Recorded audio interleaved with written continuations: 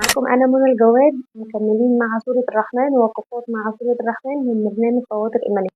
النهاردة هناخد من الآية 41 حتى الآية 62.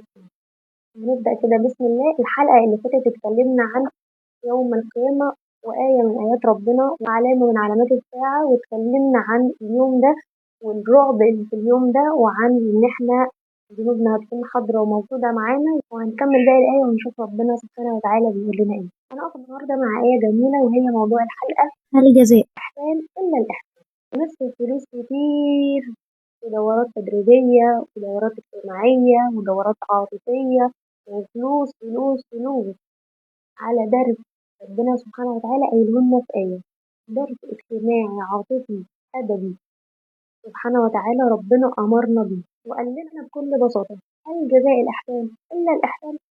شغلوا عقلكم بقى انتوا وجاوبوا. نرجع للآية ونبدأ. بسم الله الرحمن الرحيم: يعرف المجرمون بسيماهم فيؤخذ بالنواصي والأقدام فبأي آلاء ربكما تكذبان. هذه جهنم التي يكذب بها المجرمون يطافون بينها وبين حميم آن فبأي آلاء ربكما تكذبان.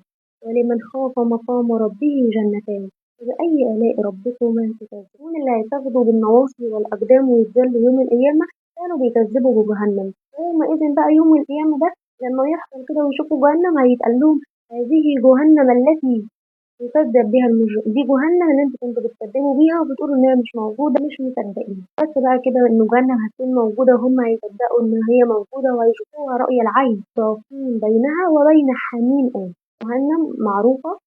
حميم آن المية المغلية. شفنا يعني احنا لما بنحط الكاتل كده يغلي فبيعمل تك، اللي هو خلاص هو وصل، المية وصلت لدرجة الغليان ان احنا نقدر نستخدمها. الحميم الآن ده بقى هو وصول المية لدرجة معينة من الغليان، خلاص هي توصل لدرجة الغليان. لكن احنا بقى نتخيل ان احنا بنتكلم في كاتل كوباية شاي ودنيا، يعني تخيل بقى مية مغلية بتاعت جهنم، المية المغلية بتاعت الآخرة دي عاملة ازاي؟ مية مغلية يعني في الآخرة، ده شيء احنا رعب، احنا المفروض بجد نخاف. والمجرمون بقى دول يا رب يا رب ما نكون منهم، يطوفون بينها وبين حميم، يعني يطوفوا كده بين الجنة وبين المية المغلية، رايحين جايين ما بين جهنم وما بين المية المغلية. فبأي آلاء ربكما تكذبون. احنا بقى ما نقرا الآيات دي ونعدي عليها ونتأمل فيها كده ونخرج بعبرة وعظة، نلاقي الآية اللي بعدها على طول بتقول لنا: ولمن خاف مقام ربه جنتان.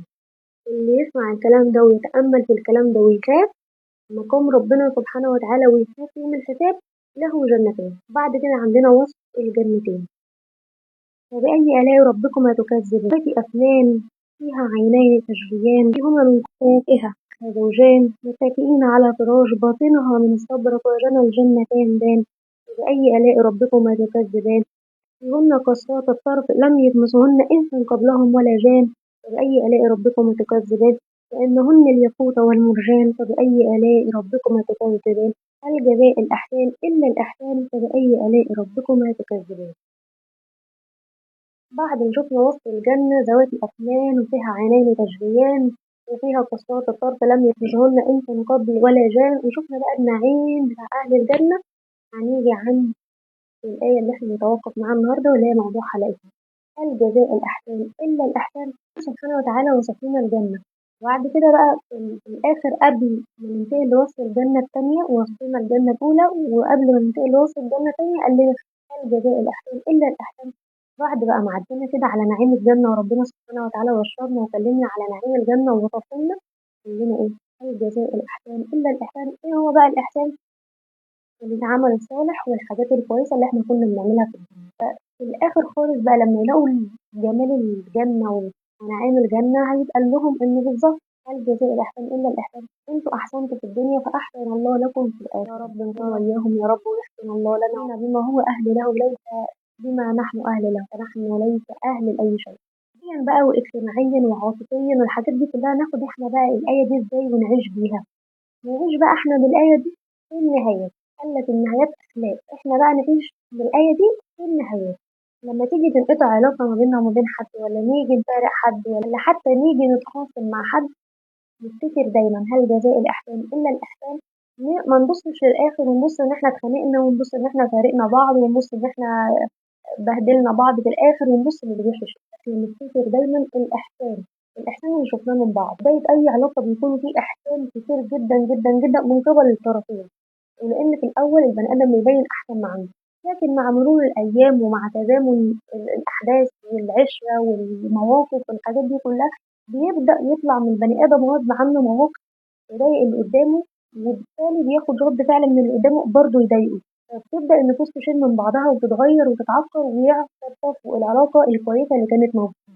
بيحصل في الآخر ونتاج الموضوع ده كله هو الانفصال، خلاص اتنين بيبعدوا، اتنين بيتخانقوا، بيحصل في النهاية فراق أو بيحصل في النهاية انفصال أو بيحصل في النهاية بعد، وكل بني آدم يبدأ يشوف حياته بطريقة تانية. الإنسان الكويس بقى اللي بيعمل بكلام ربنا سبحانه وتعالى ما يفتكرش اللي حصل في الآخر وينسى كل اللي حصل في الأول وينسى الإحسان اللي حصل في الأول، لأ الجزاء الإحسان إلا الإحسان إن أنا أفتكر الإحسان اللي اتقدم لي في الأول وفي الآخر أعمل بيه مش في الأول، مش إنه بس لما كان بيقدم لي أشياء كويسة وحاجات كويسة أفرح بيها وأردها وأجي في الآخر أنكرها وكأنها ما حصلتش وكأني ما شفتهاش ولا أعرف عنها حاجة، لأ ده أنا زي ما عملت بيها في الأول أعمل كمان بيها في الآخر، لإن الإحسان مش جزاؤه أي حاجة إلا الإحسان.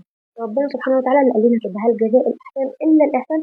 مفيش أي حد يحسن إليك في أي شيء وأنت تقدم له أي حاجة تانية مهما اللي حصل ما بينكم حصل. ربنا سبحانه وتعالى قال لنا الإحسان ده ملوش أي جزاء غير الإحسان برضه، وما ينفعش تنساه وما ينفعش تنكره في نهاية أي علاقة مهما اللي حصل. فوض أمرك لربنا، إن كنت مظلوم ربنا هيجيب لك حقك وإن كنت ظالم فربنا يعفو عنك ويغفر لك وأنت تستغفر لذنبك فقط لا غير. لكن لا أطلع أشتم حد ولا أطلع أهين في حد ولا أخوض في عرض حد ولا أقول سر حد كان مأمني عليه ولا أبوظ صورة حد عند حد ولا أكتم ولا أوقع ولا غيبة ولا نميمة ولا صيح بأي طريقة. أفتكر دايما الإحسان اللي اتقدم لي وأعمل ربنا سبحانه وتعالى اللي بيه وقال لي عليه، وده الإحسان إلا الإحسان أيا كان اللي حصل.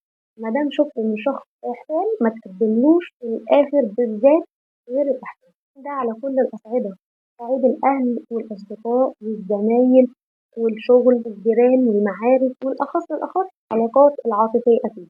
نكمل الحلقة اللي جاية بإذن الله، ولو هنخرج بعبرة وعظة من حلقة النهاردة هي إن إحنا نحط آية هل جزاء الإحسان إلا الإحسان قدام عينينا ونعمل بيها في حياتنا الاجتماعية وفي حياتنا الشخصية وفي حياتنا العاطفية وفي حياتنا المهنية وفي كل جوانب حياتنا نعمل بالإحسان لأجل إن ربنا في الآخر بإذن الله يمن علينا من واسع فضله وكرمه ويدخلنا كده مع أهل الجنة الجنة ونتمتع بنعيم الجنة اللي ربنا حكمنا عليه قبل كده. كام آية كنا لسه بنقرأهم مع بعض.